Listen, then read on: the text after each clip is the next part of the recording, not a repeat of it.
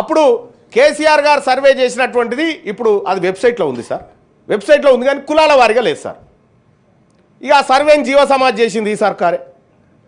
ఆ సర్వేని జీవ సమాజ్ చేసి కొత్త సర్వే తెచ్చింది. కొత్త సర్వేకు తండ్రి ఎవడో తల్లి ఎవడో అసలు ఈ సర్వేలో పుట్టింది ఏందో నేను ఒకటి డిమాండ్ చేస్తున్నా సార్. ఈ రాష్ట్ర ప్రభుత్వాన్ని సర్వే లెక్కలు బయటపెట్టు, కులాల వారిగా బయటపెట్టు, నియోజకవర్గాల వారిగా బయటపెట్టు, మండలాల వారిగా బయటపెట్టు, గ్రామాల వారిగా బయటపెట్టి ఆ గ్రామ పంచాయతీ దగ్గర నువ్వు ఈ పోస్టర్ అంటించి ఇగో ఈ గ్రామంలో ముదిరాజులకు ఇంతమంది ఉన్నారు, యాదవులకు ఇంతమంది ఉన్నారు, కుర్మలకు ఇంతమంది ఉన్నారు, నాయి బ్రాహ్మణులకు ఇంతమంది, రజకులకు ఇంతమంది ఉన్నారు. ఈ ఊర్లలో మేమే తెలంగాణ రాజ్యాధికార పార్టీ మా నాయకత్వంతో మేము చేయించినాం సార్. చేయిస్తే చాలా షాకింగ్ లెక్కలు ఉన్నాయి సార్.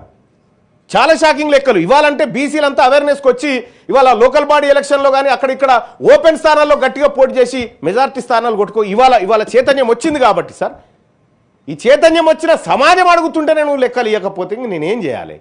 ఎవరి కోసం సార్ మేము ఆ వర్గాల నుంచి గెలిచినటువంటి వాళ్ళము. ఆ వర్గాలకు జరగాల్సిన న్యాయం గురించి నేను మాట్లాడాలి కదా సార్. మాట్లాడితేనే ఈ ప్రభుత్వం ఇయ్యదు సార్. బిల్లు పెట్టినప్పుడన్నా కనీసం ఇవ్వాలి కదా సార్. ఏందో ఏం కథను నువ్వు అది అర్రలు పెట్టుకొచ్చుకుంటావు, ఇక్కడ కాగితం పెట్టి ఇక దీని మీద సప్పట్లు కొట్టుకుంటే మేము సప్పట్లు కొట్టాలి. ఇది నడవదు.